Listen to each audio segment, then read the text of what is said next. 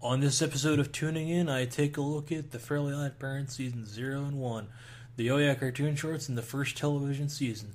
We go over the themes of Fairly Oddparents, the production history, a bit of the voice acting background, and even touching a bit on the O-Axis debacle. This and more here on Tuning In.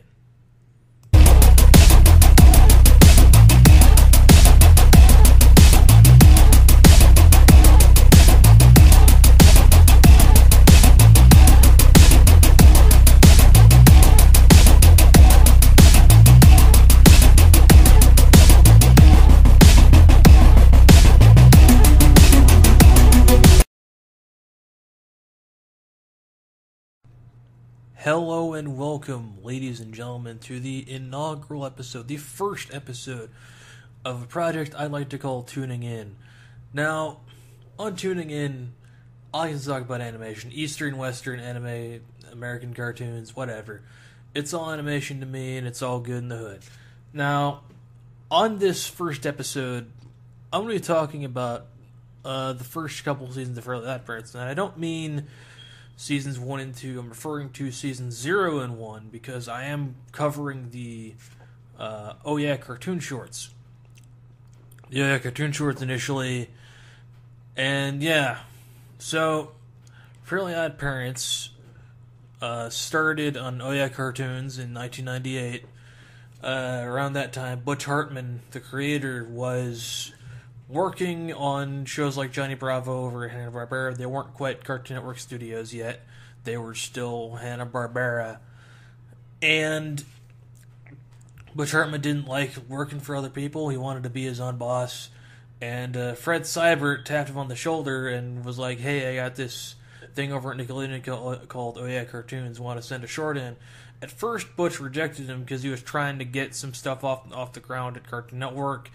He put out a pilot for a show called Dynamice, for example. It was on Cartoon Network during, I believe, What a Cartoon Show, but it didn't pan out so well.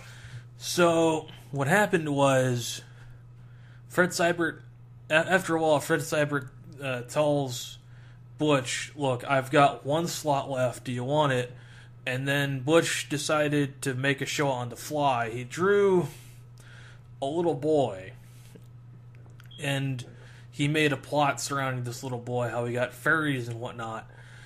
And during this, he was originally going to make his outfit all blue, but after he did the pants, he ran out of blue ink, and the next closest marker was pink, so he made his hat and shirt pink, and that's why we have a pink-headed scoundrel, Timmy Turner.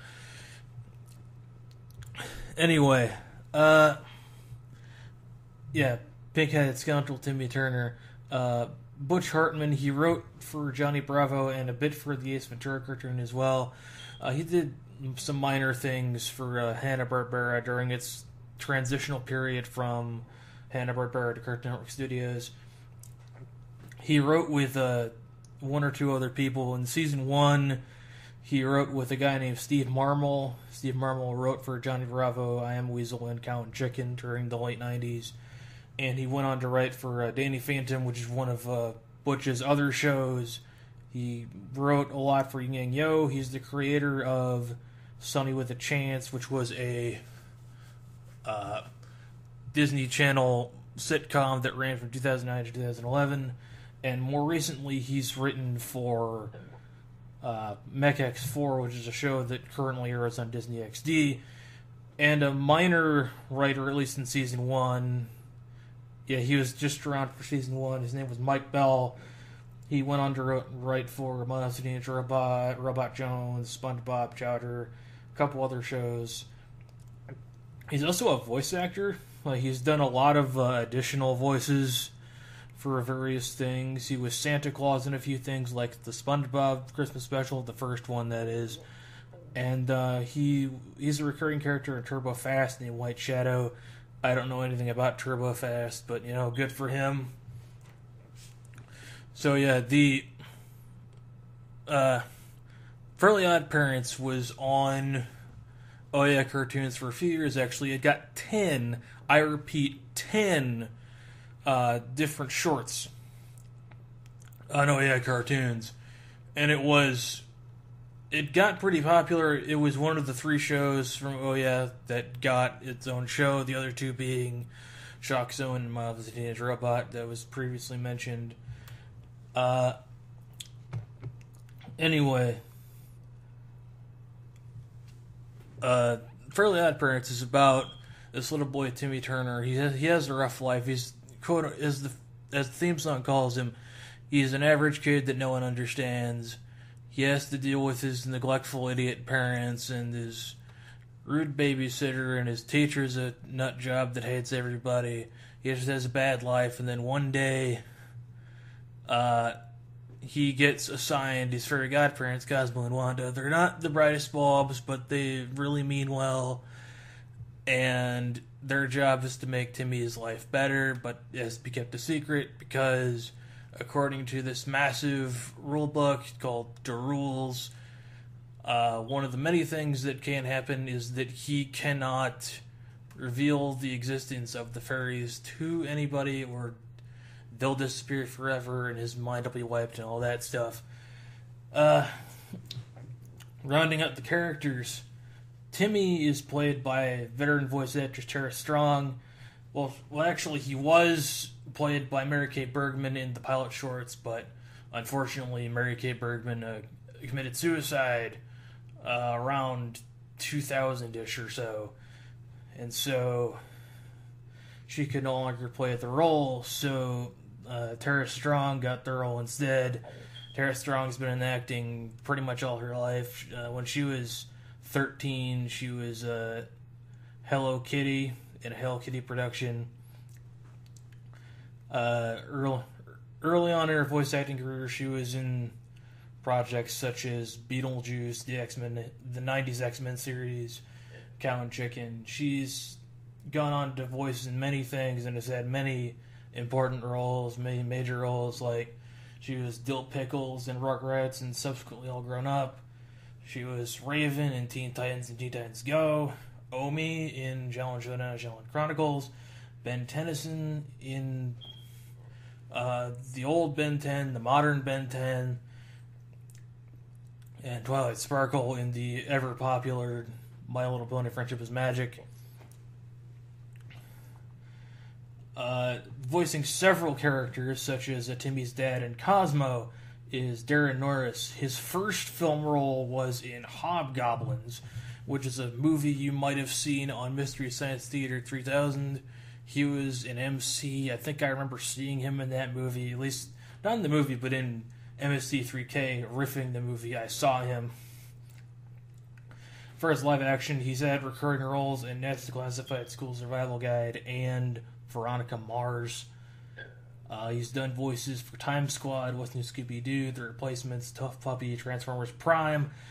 He's also been in a few anime titles, such as Bastard, Cowboy Bebop. He was Cowboy Andy, Mobile Suit Gundam 8th MS Team, Ghost in the Shell Standalone Complex. He is a recurring character in the Dot Hack quadrilogy, the Dot Hack Infection, Dot Hack Mutation, etc. games. Yeah, he was also in a couple of the early PS1 Spider-Man games, so that's pretty cool. Woman who voiced Timmy's mom and Wanda is a Suzanne Blakely. Suzanne Blakesley, her prominent roles are she's Maleficent in the Kingdom Hearts games, as well as a couple other media. She's Lady Tremaine and Cruella de Vil in certain Disney sequels like Cinderella 2 and 3 and 101 Dalmatians 2. Voice of Vicky was Grey Delisle. She is the current voice of Daphne Blake in all Scooby-Doo media. She voiced Mandy from Billy and Mandy, Sam Manson and Danny Phantom, Frankie Foster and Foster from Imaginary Friends, and she was Azula in Avatar: The Last Airbender. She's been in a lot of things. Voice of Mr. Crocker, his shitty teacher, was Carlos Ellis Rocky. He voiced Rocco in Rocco's Modern Life, Camp Laszlo, and Laszlo in Camp Laszlo. Sorry. He was the Taco Bell dog for a while, and he's probably best known as Deputy James Garcia in Reno 911. At least to like non-animation goers, he's known as that. Rounding out the cast, we've got Rob Paulson. He pops up as Mark Chang in the first season and subsequent seasons. He was Yakko Warner, Pinky, and Dr. Schwarzenschneff in Animaniacs, Pinky and the Brain. He was Carl Weezer in Jimmy Neutron, Boy Genius. Interestingly enough, he voiced Raphael in the original Teenage Mutant Ninja Turtles series, but he was called back for the 2012 Ninja Turtles, and he played Donatello. It's a much different tone, and he actually fits Donatello better than Raphael, to be perfectly honest. And he was Spike in the many, many Land Before Time sequels. And the remainder of the cast, Frankie Muniz, yes, the Malcolm in the Middle, Frankie Muniz voiced Chester for a couple seasons. AJ was voiced by Ibrahim Hanif Muhammad. Faith Abrams was the voice of Francis the Bully. And Dion Kwan as the voice of Trixie Tang.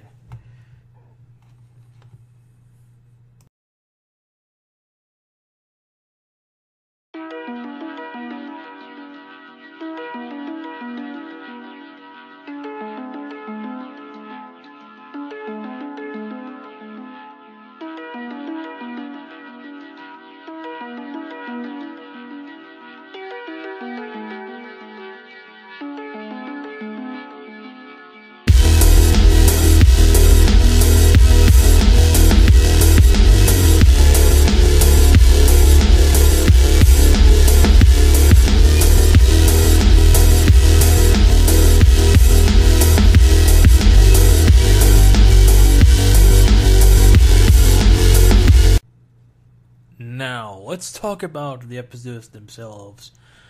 The first short was entitled The Fairly Oddparents. Basically, Timmy's parents go out to see a movie. It turns out to be Titanic director's cut, meaning they're going to be out for about 5 hours. And so, Vicky has to babysit Timmy. Vicky is quite the bad seed. Makes Timmy do the chores that Vicky was technically supposed to do. She's like, well, if you want to be that way, let's call my brother and see how he reacts to everything with Vicky as a brother. That gets retconned very quickly. Timmy washes all the dishes, cleans the house and stuff, and Vicky orders anchovy pizza despite Timmy saying, you want to get pizza, fine, but no anchovies. She's also interesting enough, she threatens him by threatening to plant basically pornography in his room. And that's something that I don't think you ever see in the main series. It's just that clear allusion to porn. So Timmy consults his Magic 9 ball, and he throws it across the room after getting like a bad reading, basically, and Cosmo and Wanda pop out, his new fairies. And the rest of the episode is basically Timmy messing with Vicky. I think the first thing he does is turn her bath water into gelatin, and so she stands up out of the water, and there's like this silhouette of her naked body inside the gelatin. That's something I don't think you see in the main series either. The parents are also seen from the waist down, sort of reminiscent of Cow and Chicken. There's a bit of a Star Wars bit where Vicky's in space for some reason. I think they transferred to space, and then Cosmo and Wanda are chasing after her in spaceships, and Cosmo's like, Luke, I am your father, or something like that. I've always wanted to say that. Or something like that. So, a decent enough pilot gets the point across. Well, at the end, Vicky is... she basically wakes up in the living room. She thinks she had a bad dream. So, the next episode is Too Many Timmys. Basically, Timmy's parents are going to the Plunger Festival. Dignity, I don't know what that means. That's an actual line that Dad says, because he has no shame for wearing a plunger on his head. So Timmy has to do all this stuff for Vicky, and his solution is to basically clone himself. He wants to make a ton of himself, and they do the math, and it's like 44.5 or something. Anyway, this one has a really weird rule with copy wishes. Like, in order to wish them all away, all the copies have to be in the same room. Which is, I guess, if they could just poof them all away like that, there'd be, like, no conflict at all. Which I understand why they did that. And it's not the last time that a character is cloned in a large scale. In like season 6 or 7, he clones his dad for some reason, and they have to be put on their own planet. And that becomes a recurring thing.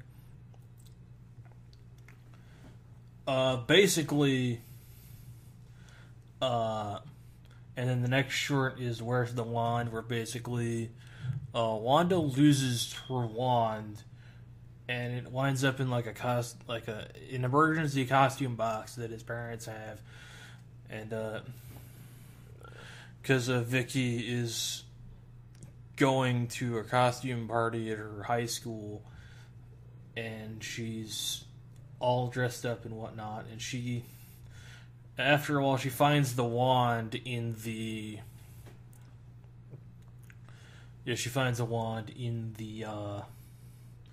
emergency costume box, and she like winds up accidentally making her own wishes or other people's wishes. Like there's a polka band that she turns into a rock band. I forget what else she does. And then there's this weird, like, there's a finders keepers rule that I guess is used again in subsequent episodes, where whoever finds the wand is the owner technically, so they can't just poof the wand back, again creating the conflict with a rule.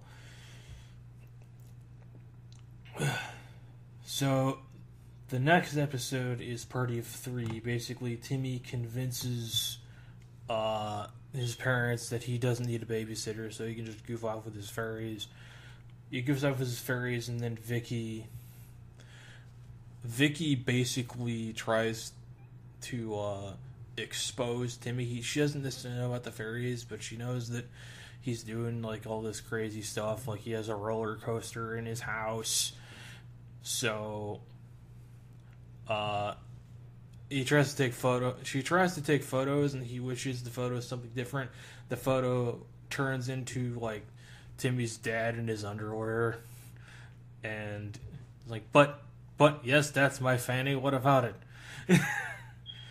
So yeah, but Timmy, he's almost successful. Like he winds up with like a pepperoni in his front tooth, and that like basically costs him his independence, because he obviously can't be left alone if he can't take care of his own dental hygiene. So Vicky's back on the job.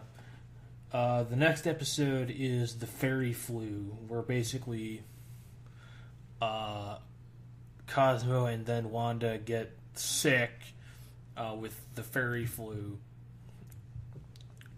and they make various things go wrong, because Timmy has to go to Tootie's birthday party. Tootie is A, she's Vicky's little sister, and B, she has a massive crush on him. So all this stuff goes awry at the at the party, culminating in turning Vicky into a dragon. And for some reason, the cure for fairy flu is sauerkraut, so they're like stuffing. Cosmo Wonder disguised as balloons, so they're stuffing balloons with sauerkraut. And Tootie's like, "Why are we doing this?" He's like, "They're rare imported German balloons. Now stuff."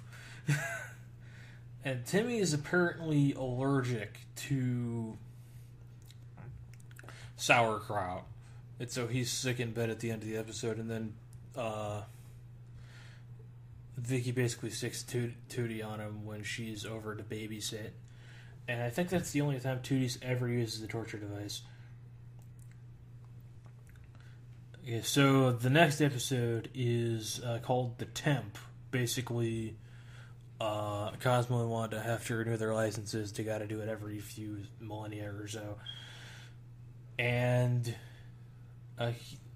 Timmy gets stuck with the temporary fairy, who, spoiler alert, turns out to be an elf. He can only make toy wishes. He was trying to pose as a fairy to escape from Santa Claus, because he doesn't want to be like a mindless drone if Santa shows up. He can summon snow, apparently. Yeah, so Santa summons snow in Timmy's house. It's weird that this is the first appearance of Santa Claus. Anyway, the next episode is called The Zappies. Basically, it's a fairy award show, and Cosmo and Wanda got nominated for like best god officiating, god parenting or whatever, and Jorgen winds up winning a bunch of awards, so he can like because he keeps intimidating Billy Crystalball. Not the last time we see Billy Crystalball and his fairy punness. Then there's just one bit where Stan, the fairy Stan, gives his god kid money. I'm pretty sure that's against the rules to just like give your god kid money, even if you're not like materializing it, counterfeiting and whatnot. And then there's this ongoing thing with Timmy's like front tooth is loose. He winds up losing his front tooth, and it gets under an award pillow from the award show, and the tooth fairy shows up in a towel. And it turns out that the tooth fairy and Jorgen are an item. Jorgen's actually kind of afraid of the tooth fairy, and tooth fairy is like, you weren't supposed to lose this for like a couple more weeks. What happened? And then turns out that Jorgen caused that. So Jorgen's kind of in Timmy's debt now. Timmy gets the award. Cosmo want to get the award, and Jorgen offers Timmy his teeth, and then at the end of the episode, Timmy's like eating with Jorgen's massive teeth. So that's something. The next episode is Scout's Honor.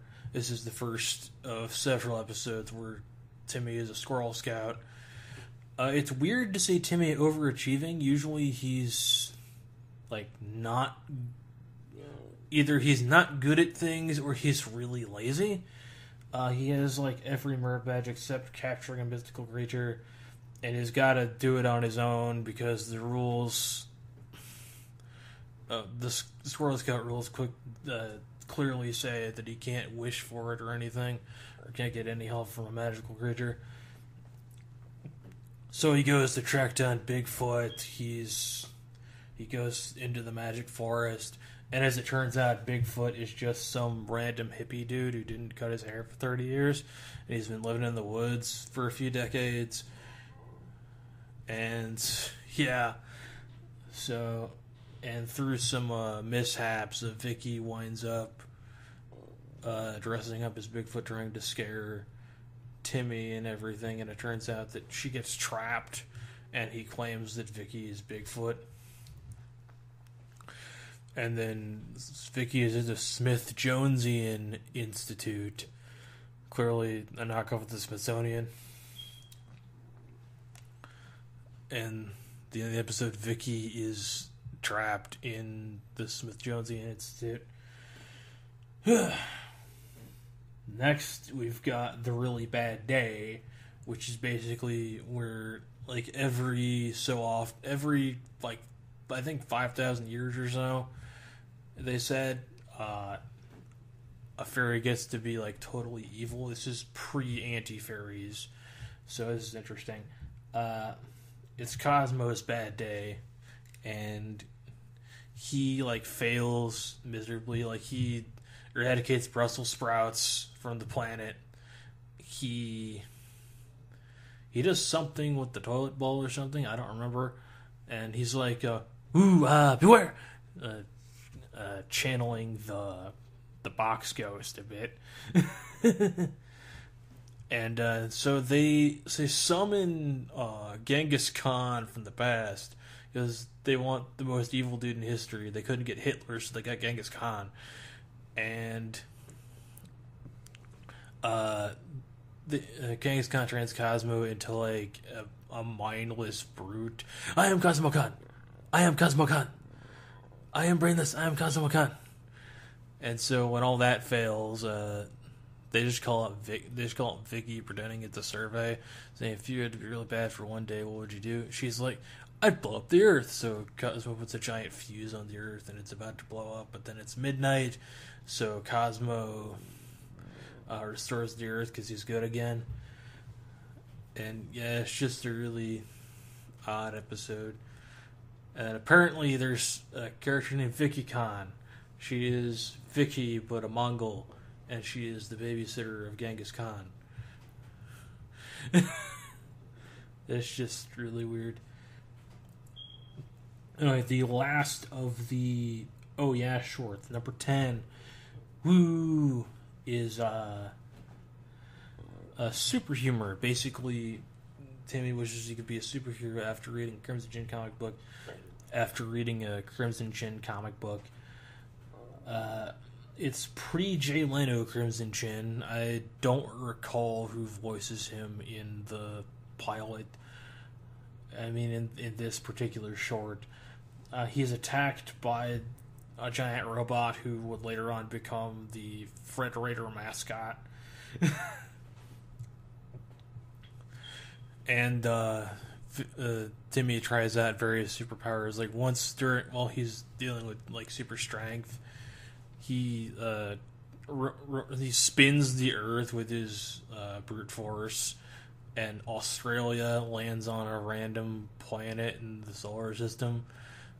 And then what basically happens is an alien vaporizes Crocodile Dundee because there's a guy like, that's not a knife, and then it gets vaporized. So an alien killed Crocodile Dundee. And this episode just kinda ends, you know? Like, it just kinda ends. I forget exact. Oh yeah, that's right. He wanted supervision to defeat the alien monster, or the robot monster, or whatever. And supervision, he got parental supervision, so he's with his parents, and it just kinda ends. And it's really dumb.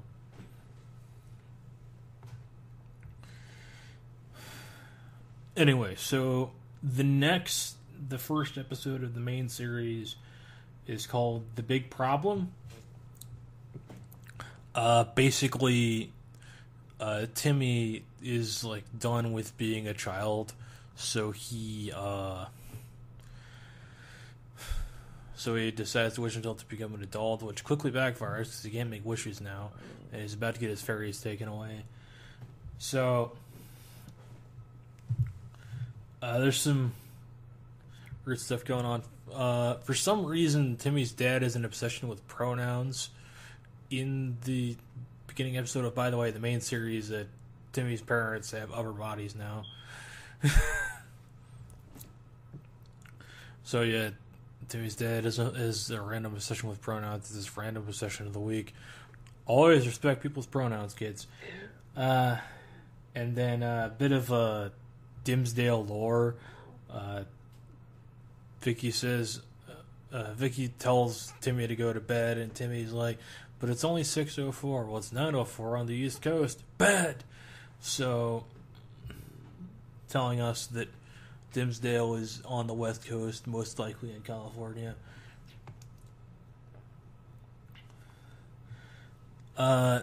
Timmy does some adult stuff. Like, he tries to help an old lady cross the street, but she, like, pepper sprays him and shit. Timmy goes to eat a huge meal at an adult restaurant. His bill's like $200, and obviously he was just a kid like an hour ago, so he's broke. And like the waiter's like, well, you should have finished college. Did you finish college? No. Why do you think I'm a waiter? I mean, if this episode were made today, that guy would be working on his master's in anthropology. So anyway, yeah, and there's a bit of introduction of sort of a running gag type thing where in every episode there's like some sort of running gag. In this one, it's that's just creepy. Characters will say that something is just creepy. That happens a few times. So yeah, the Cosmo and Wonder are about to be reassigned, but Timmy keeps bribing the messenger with like $5 bills. Apparently humans can bribe fairies with human money, even though it means nothing to them. But Timmy ends up in jail because early in the episode he harassed Francis, the bully. And in case you didn't know, adults beating up kids is really bad. So Timmy, he outruns the cops for a bit, but then the cops catch up to him after he tries to tell Vicky who he is, but Vicky, like, defends herself against him. And he winds up in jail, and then he is somehow able to wish himself into a kid again, which I'm thinking maybe the inmates from the other cell across the hall saw him, because they're all crying like, we want to be kids too. So like, did they see it, or I don't know.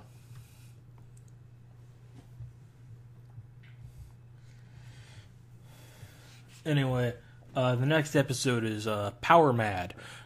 In Power Mad, Timmy is playing a video game that his godparents created, but it's lame. He has to fight ninja bunnies, and he has to matrix dodge carrots and all that crap. And then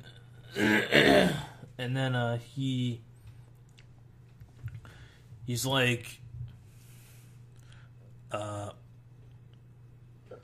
so Timmy has to, well, he goes to the bathroom, and while he's in the bathroom, he's like, please, I want a game that I can't wish myself out of, a game that's really challenging.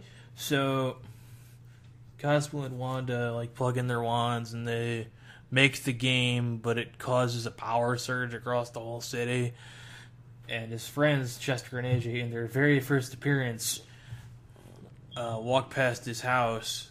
And they conclude that a power surge is being caused by Timmy having a new video game, which is really weird logic.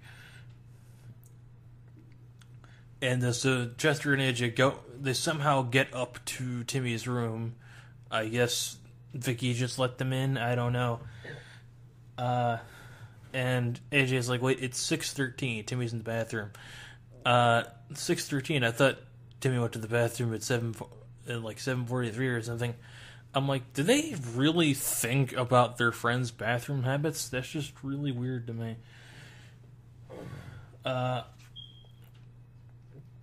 So Chester and AJ get in the game, and it's really difficult. They're having a good time, but they're doing well at it, but they're trapped in the game unless they unless they remove the helmet or if they beat the game.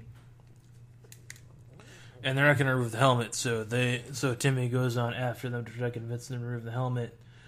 And meanwhile, they've got this plot of Vicky is plugging in all these appliances. All those appliances plus Timmy's game are going to short the power. So Cosmo has the idea of unplugging everything, and then he goes into the TV. And they do all these like TV parodies, like I Love Lucy. There's a basic talk show. I think it's specifically Sally, where a man basically married his car, and then he had children with the car. And there's a very clever Seinfeld parody. It's a show about nothing. How do we know when it's over? So basically, Timmy goes after Chester and AJ in the game. There's an underwater level where he has to deal with a crab version of his Aunt Gertrude, crab or lobster version of his Aunt Gertrude, and she's like, I want to pinch those chubba cheeks ears. I hope she means my face. And I'm like, Timmy, of course she means your face, because if she meant your butt, then she'd be a pedophile. So yeah, Timmy catches up with Chester and AJ in a classroom level where if they fall into the pit, they have to be janitors forever. And Timmy, Chester, and AJ, they've all got 2 lives left throughout the whole thing. They get to the final level, and it's like a giant giant robot Vicky, like clears out one of their lives immediately, and basically they have to get a coin that will summon Cosmo that'll get them out of this final level. And there's an interesting line that the Vicky bot says, "Fear my sitting butt." I mean, as opposed to her twerking butt or her shitting butt. No, it is her sitting butt this time. She is sitting with it. Anyway, it ends with Timmy, Chester, and AJ get out of the game. Vicky's shoos them away because Vicky can't watch anything.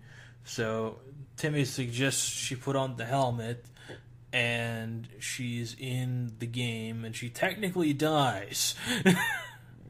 Yeah, Vicky canonically dead in the 2nd episode of the main series.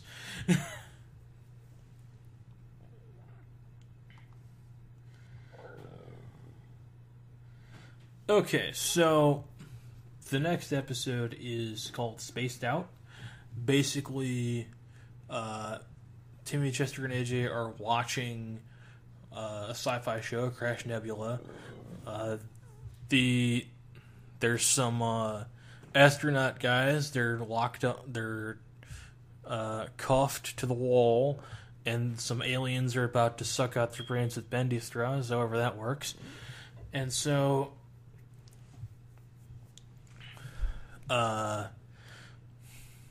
Crash Nebula pops in, and then the episode ends, and it's a huge cliffhanger.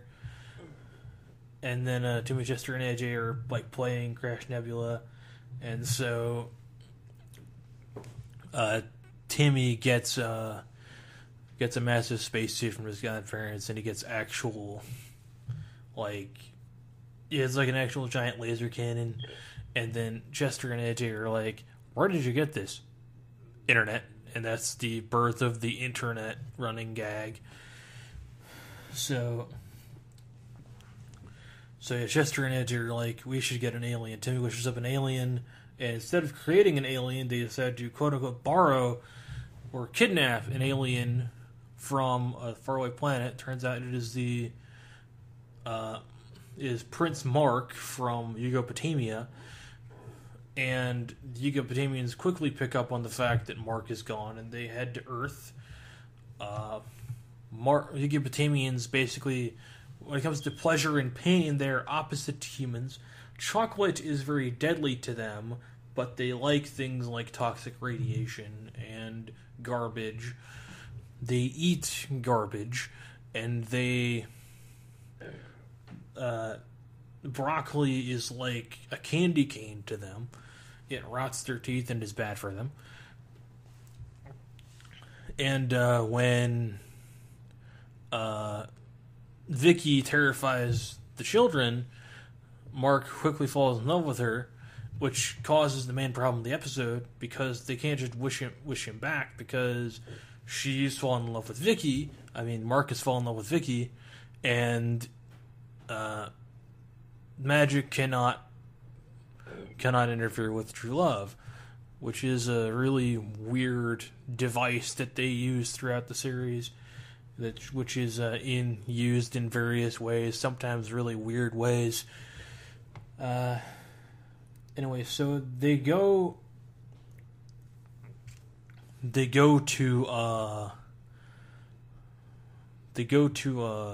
the Yuvatanian mothership, and they're like, and Timmy has to go through the various trials, and so Timmy, he's gotta skip through a field of flowers, he has to hug a teddy bear, and he has to eat a chocolate bar. Really easy for humans, but deadly for Yugopotamians. So the Yugopotamians, after he eats the chocolate bar, the Yugopotamians are just like petrified of him. So Timmy basically, he tells the Yugopotamians what's going on, and King Ripulon and Queen Chipchorialak are like, yeah, sure, we'll take care of this. And they go to the house just in time, because Mark is about to suck out Chester and AJ's brains with a bendy straw. However that works. So the king and queen basically get Mark to come back with them, and the episode ends. Okay. Next episode is Transparents. Basically, Timmy, he gets his show and tell project is basically a baby dinosaur, and Mr. Crocker is perplexed by this, and he theorizes that Timmy has fairy godparents, so he decides to call for a parent-teacher conference, like early the next morning. And Timmy just says, my parents are going to be really... Like, how do I explain to my parents that I brought a dinosaur to show and tell? So, Cosmo wanted to decide to pose as his human parents, and he has to...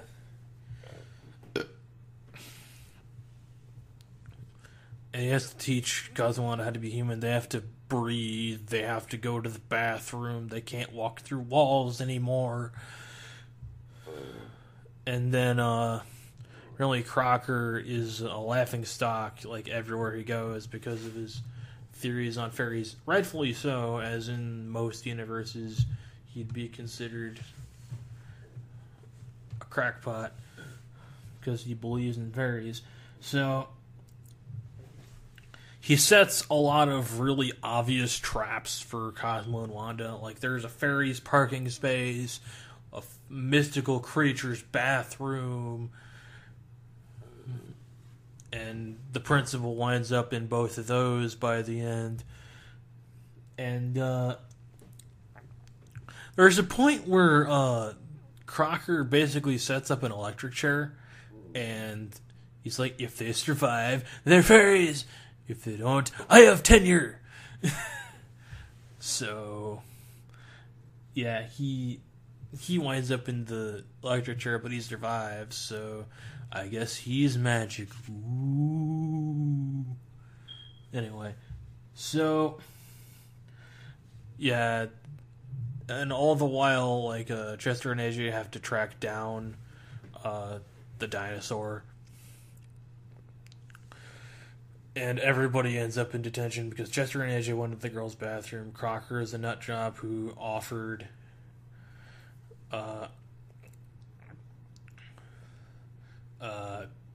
Chester and AJ in exchange for the dinosaur, he'd let them rule the earth with the magic that he'd set from Cosmo and Wanda. And Timmy, he wished that the dinosaur was turned into a dog in a dinosaur suit, so he got detention because he faked a show and tell project. Anyway, the next episode is Chin Up. Basically, Timmy is at a comic book convention, and he thinks it's really lame. There's a lame-ass Crimson Chin knockoff. There's all this weird stuff. He wishes that the real Crimson Chin were there, and then the Crimson Chin comes by. He has to wish his powers away because he sees people cosplaying as Crimson Chin villains, and he thinks they're the real deal. And then Timmy reveals to the Crimson Chin that he is a fictional character in the context of his world. So, and Crimson Chin goes through a massive, crisis because he's dealing with the fact that he does not he doesn't exist. So, as a result of this, entire volumes of Crimson Chin are just him in the fetal position. So Timmy has to go into the comic book and basically become his sidekick and encourage the Crimson Chin and be like, oh, it's not that bad because you are real in the context of this universe and you are real to these people when they're real to you. And so Timmy has to be saved from the Bronze Kneecap, which is one of the Crimson Chin's many body part themed villains. I don't know why they went with body parts for the theme of heroes and villains in this universe, but whatever. And then the next episode is called Dog's Day Afternoon. Basically,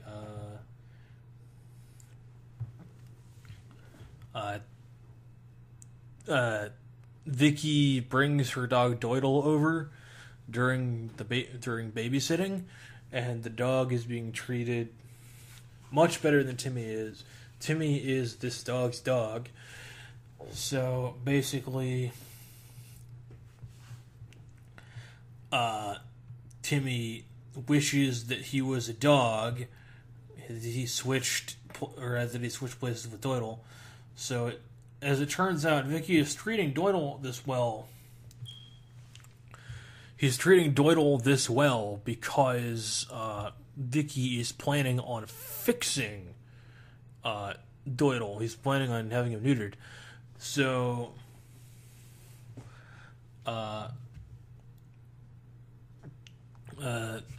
Timmy and Doidle's body has to get back to his human body. And there's a bit of a thing where Cosmo and Wanda have to split up, and then Cosmo is trying to call up his friends. It turns out Cosmo has no friends. Ha. Sad. So, yeah, and Wanda calls up her friends while she's looking after a human Doidle, basically. And there's a bit that I really like in this episode where Doidle in Timmy's body is eating cereal face first, and then Timmy's mom is like, "Oh, Timmy must really love cereal," and then Timmy's like, "No, honey, that's just how all children eat. Face first. I'm hip," and then he eats the cereal face first. He tries to do the same thing with coffee, but it burns him. Because it's a hot beverage. So, basically, eventually, Timmy is able to confront Doyle in his body and essentially uses his libido to convince Doyle to switch back to being a dog because Wanda turns into a female poodle and she basically hits on Timmy in the dog body, but Doyle in the human body is interested, but Doyle's in a human's body, so he can't get none. So he switches. So he wishes for his body back. Doyle has to make the wish because Timmy can't speak human anymore. So yeah, that gets resolved, and Doyle gets neutered. And there's an ending bit with Spunky the gerbil, and he is given the steak this time, so they're gonna fix him. I don't know why Vicky likes fixing animals. I guess that's one of her fixations. I don't know. The next episode is called A Wish Too Far. Basically, Timmy has a crush on a popular girl, and he tries to get the stuff to become popular.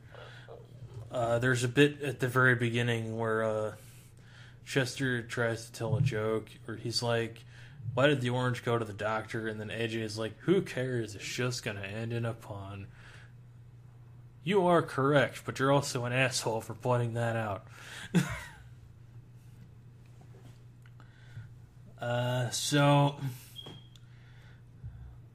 There's a bit where Timmy tries to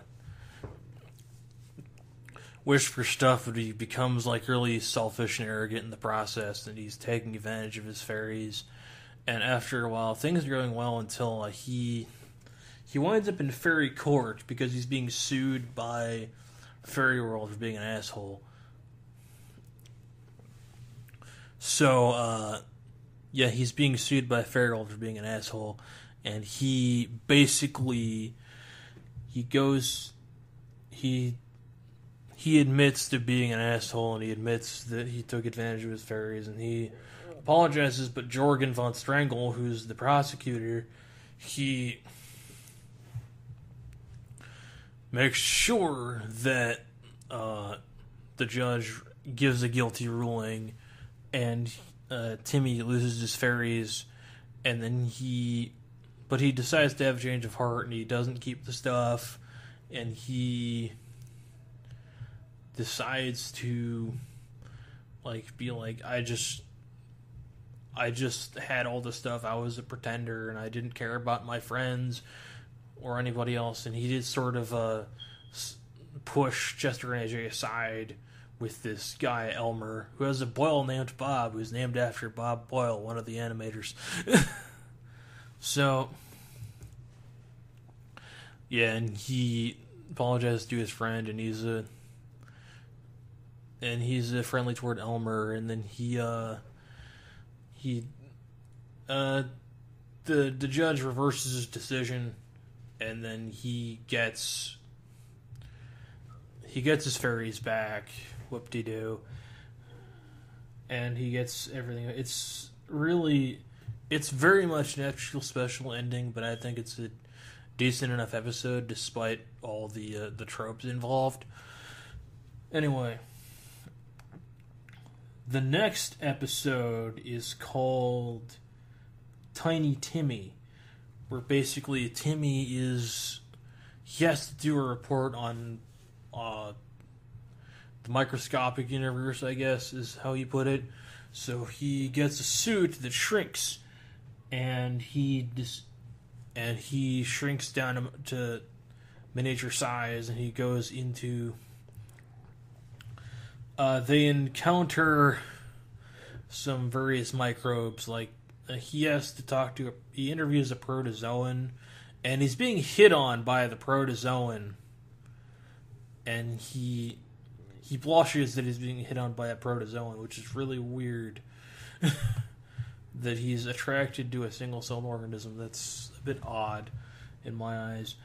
And Cosmo and Wanda get eaten as they encounter Cheese Pant Mountain, which is apparently a thing. And Cosmo and Wanda get eaten by Vicky, and then Timmy has to go inside Vicky's body. Her heart's a black hole. The stomach is a water ride, which leads to Kidneyland with Walt Kidney inside Scenic Vicky the babysitter. I don't know what's so scenic about Vicky's insides. And then they have to Cosmo and Wanda eventually get out via getting sneezed out, and then Timmy has to get out somehow now.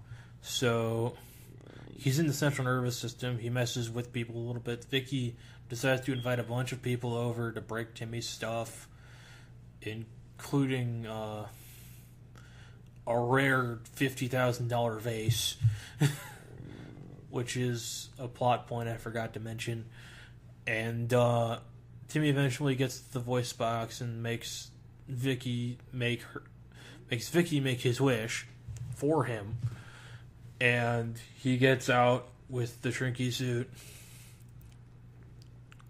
He wishes the fix is fixed and then immediately breaks it again, but apparently it's insured for $50,000, but they only bought it for $1, which means that the Turners earned $49,999, which is interesting.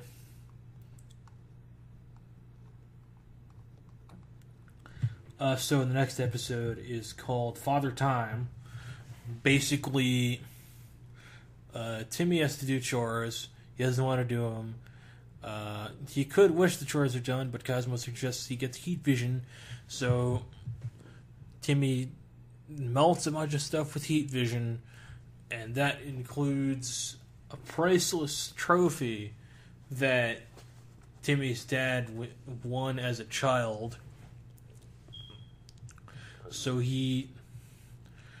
what Timmy does is he gets in trouble and Timmy's dad gets really mad. Timmy decides to go back in time to the 1970s to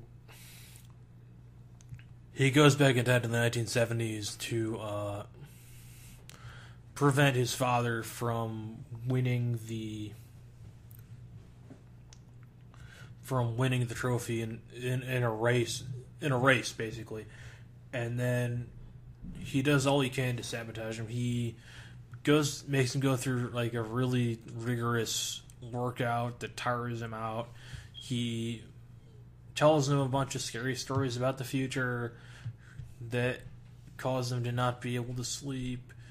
He feeds him massive amounts of pizza and ice cream to get him to have him put on a lot of extra weight. They ran into Bill Gates in the 70s, apparently, who was with Cosmo and Wanda.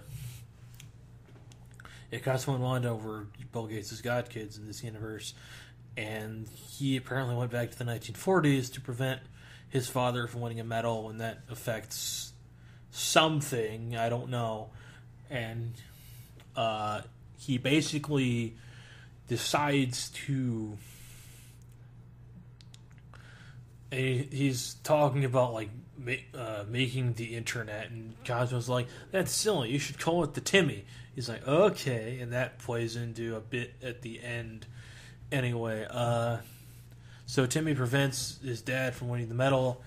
Timmy ends up in last place, so he has to go to Dictator College, and Dad never met Mom, so Timmy doesn't technically exist. So Timmy should disappear, but for some reason he doesn't, because of plot armor, I guess. And Cosmo and Wanda of the 2000s disappear. And he goes back to his future on the time scooter, and he sees that Dad has taken over the Earth, and everybody has to smile, like, really creepily, and it's weird. Yeah, by the way, Dad and Mom were also called Dad and Mom as kids, and that's weird. And this is the origin of a meme where this is where I put a trophy if I had one. So yeah, that's the origin of that meme. And then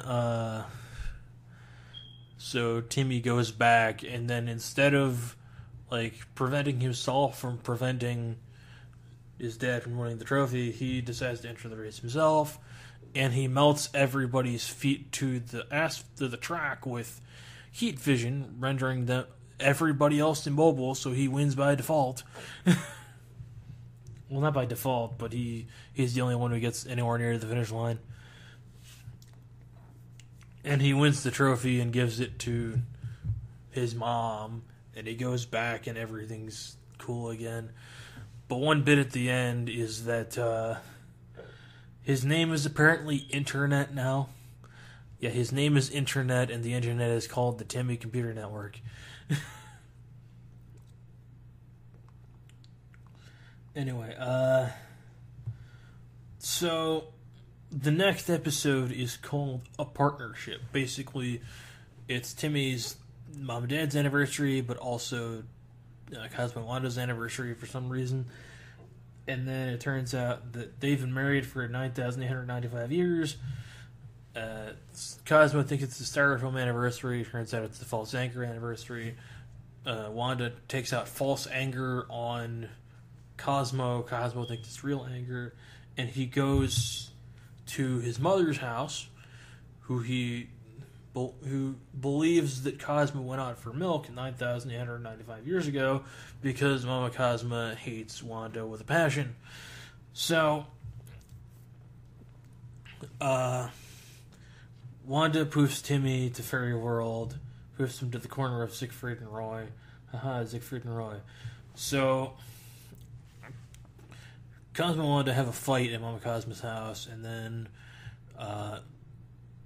Timmy wants Cosmo to make a choice between Wanda and one of his other suitors, Star or Twinkle, and he decides to go on the fairy dating game, which is hosted by Cupid. This is also Cupid's first appearance. Well, his first appearance in the main series garb. His first appearance in the Oh Yeah shorts, he was a fat baby. He was a fat baby instead of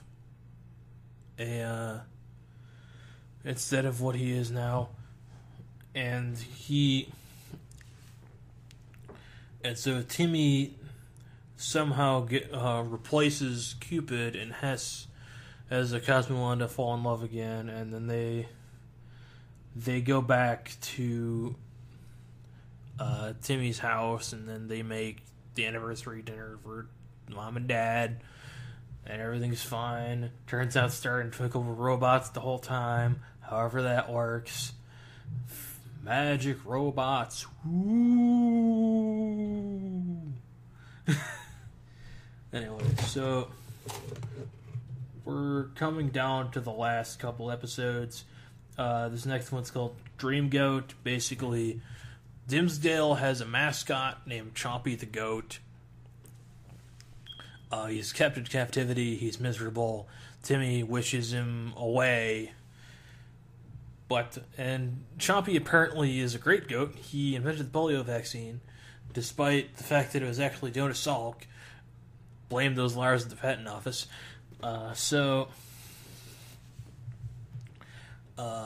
Timmy wishes Chompy could go where his heart tells him, so he's teleported to a field, and then Timmy is antagonized by Vicky during all this, and then everyone believes that Vicky kidnapped Chompy, and that Timmy tried to stop Vicky. So Timmy gets the big old hero treatment. He gets a hovercraft, and he's hit on by Miss Dimsdale, and he's chased down by pubescent girls who want to rip off his clothes and auction them on the internet. But Timmy's subconsciously he's really guilty, so he wishes for stuff in his sleep. So he after a while with the dream wishing, he just decides to not sleep, which backfires because you need to sleep. And then, so Timmy goes to where Chompy is, and he gets Chompy to come back, and Timmy admits that he's the one who kidnapped Chompy, and then, I mean, everything's right again. Chompy has a family, which is weird considering he was only gone for a few days, and yet he found a girl goat, impregnated her, and had 2 goat kids. That's just really weird. Anyway, so the last episode of this this couple seasons, is called The Same Game. Basically, Timmy is playing Timmy Ball with Chester and AJ. Timmy always wins Timmy Ball. And he has to go to... he loses the ball. And then he loses the ball in Dr. Bender's yard. Dr. Bender is an evil dentist, or at least a mean dentist. And Dr. Bender and his son Wendell, who are voiced by Gilbert Gottfried, by the way,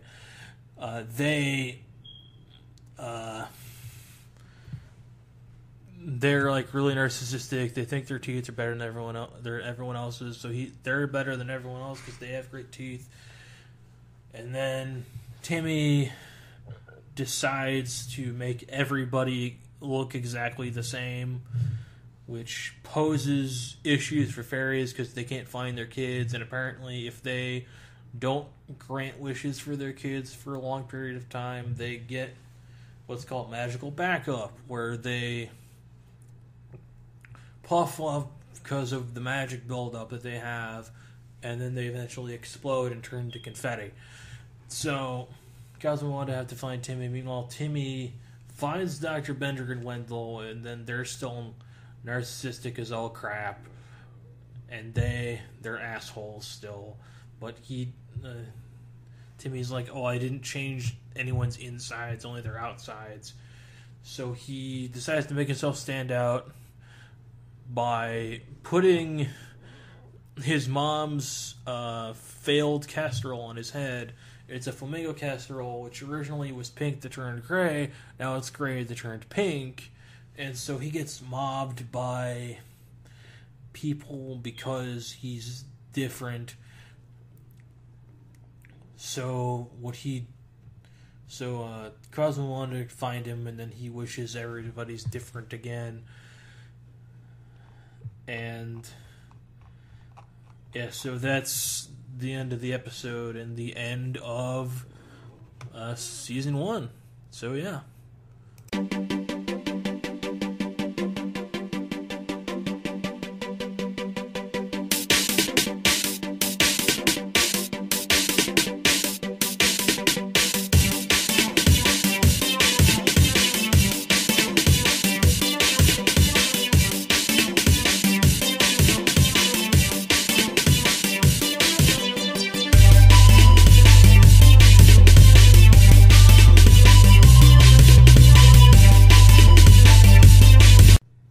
Now, in terms of the episodes overall, especially in Season 0, they're really simple.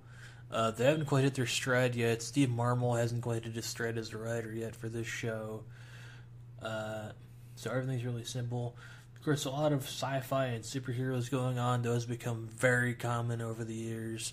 Superheroes with, like, the big superhero wish and a couple other things. And the Crimson Chin gets a lot of episodes. Adam West shows up later as Catman. So, as far as sci-fi, Mark Chang is a recurring thing. He eventually moves to Earth after almost being forced to marry a warrior princess. And their parents are going to align and destroy all these planets. But Mark wanted none of that because I think he thought she was ugly or something. I don't exactly recall what the deal was. Also, I wanted to touch on one minor thing. Butch Hartman has gotten into some trouble recently Because, see, several months back, he did a Kickstarter for a streaming service he wanted to kickstart, I guess. It was called Oaxis Entertainment. He was very vague about what it was. He said it wasn't going to be a negative service.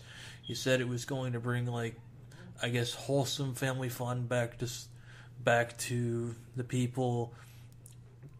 And he got it funded at the last minute, but that's because a bunch of very wealthy individuals dropped about, I think it was 50 grand or something like that, into his account for the Kickstarter, and it got it funded. Well, that was because those rich people were evangelicals, and he pitched the idea several months prior in a recording that was revealed a little bit after he got it funded, because apparently he wanted to use the streaming service to make Christianity prominent in America again. He wanted to convert children to Christianity. He wanted to have wholesome family entertainment, because he thought that media and streaming were ruining society. They were making people antisocial. He thought that things like mental illness and suicide were caused by media. That's not entirely true, by the way. But I kind of see his point with trying to withhold it, because I know that millennials, specifically the people that would have funded this thing, are not really keen on the church right now. So I know that if he was open about it being about Christianity, he may not have gotten as many donations from his fans. Granted, it was wrong that he manipulated his fans, but I understand where he's coming from to a certain degree. So yeah, this was the first episode of Tuning In. Thanks for listening. Next time, I'm going to be going over the first season of Sailor Moon, so that'll be fun. My first venture into the Animeverse. Yay! So, thanks for listening, everybody. Thanks for tuning in to Tuning In. Bye.